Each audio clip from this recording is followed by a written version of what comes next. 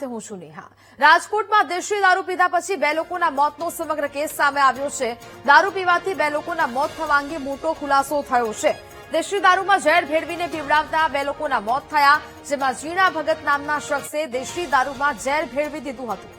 જીણા ભગતે બદલો લેવા માટે દેશી દારૂમાં ઝેર ભેળવ્યું હતું। મૃતક 2 મિત્રોએ વરલી મટકાના અડ્ડાની માહિતી આપી હતી।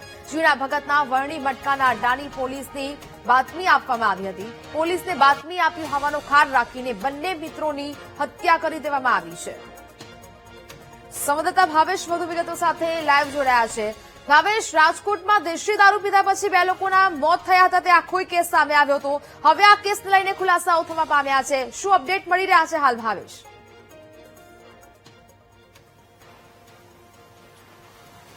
ચોક્કસથી નેહા, જે પ્રમાણે રાજકોટમાં રવિવારે દેશી દારૂ પીધું હતું ને ત્યારબાદ 2 લોકોના મોત થયા હતા। સોમવારે જે મૃતકો છે તેમના પરિવારજનો દ્વારા પણ આક્ષેપો કરવામાં આવ્યા હતા કે દેશી દારૂમાં કઈ કેમિકલ અથવા ઝેરી જે તત્વ છે તે ભેળસેળ કરવામાં આવ્યું છે અને તેના જ કારણે પિતા અને તેમના મિત્રના મોત થયા હોવાના પરિવારજનોએ આક્ષેપ કર્યા હતા। ત્યારે સમગ્ર મામલે હવે ધીમે ધીમે ખુલાસો છે તે થઈ રહ્યો છે। પ્રાથમિક વિગતો મુજબ આ બંને જે મૃતકો છે તેમના જે દેશી દારૂમાં ઝેરી દવા છે તે ભેળવવામાં આવી હોવાની સામે આવ્યું છે। જીણા ભગત નામના શખ્સ છે જે વલ્લી મટકાનો જુગાર છે તે વિસ્તારમાં રમાડતો હતો અને આ વલ્લી મટકાની બાતમી છે તે આ બંને મૃતકો દ્વારા પોલીસને આપવામાં આવી હોવાનું ક્યાંક વાત સામે આવી હતી ને તેને જ લઈને આ બંને મિત્રોના જે દેશી દારૂ પીધો હતો તેમાં જે ઝેરી ભેળસેળ દવા છે તે નાખવામાં આવી હતી ને તેના જ કારણે આ બંને મિત્રોના મોત થયા છે। સમગ્ર મામલે હવે પોલીસે ગુનો નોંધીને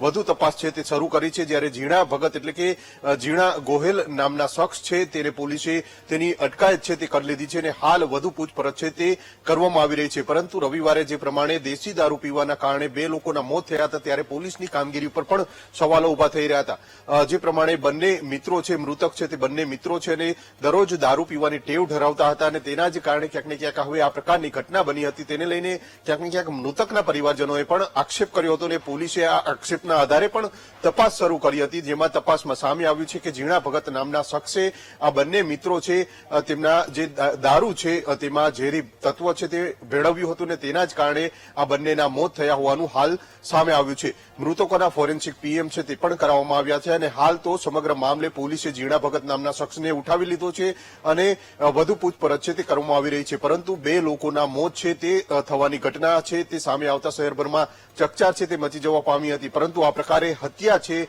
તે આ પ્રકારે કરવામાં આવી છે, એટલે કે દારૂમાં કેમિકલ અથવા ઝેરી તત્વ ભેળવીને તેમને પીવડાવીને તેમની હત્યા કરવામાં આવી હોવાનો ખુલાસો થયો છે અને તેને લઈને પણ ક્યાંક ને ક્યાંક અનેક ગંભીર સવાલો છે તે ઉભા થઈ રહ્યા છે। અગાઉ પણ હત્યા થઈ ચૂકી છે, પરંતુ આ પ્રકારની હત્યાને લઈને ક્યાંક ને ક્યાંક નવી મોડેસ ઓપરેટી સિસ્ટમ જોવા મળી રહી છે। એટલે કે જે દારૂ પીધો તેની અંદર આ જે દારૂમાં જ જે આ ઝેરી તત્વ છે તે મેળવી દીધું હતું અને તેને જ લઈને ક્યાંક ને ક્યાંક 2 લોકોએ આ દારૂ પીધો ત્યારબાદ તેમના મોત થયા હતા।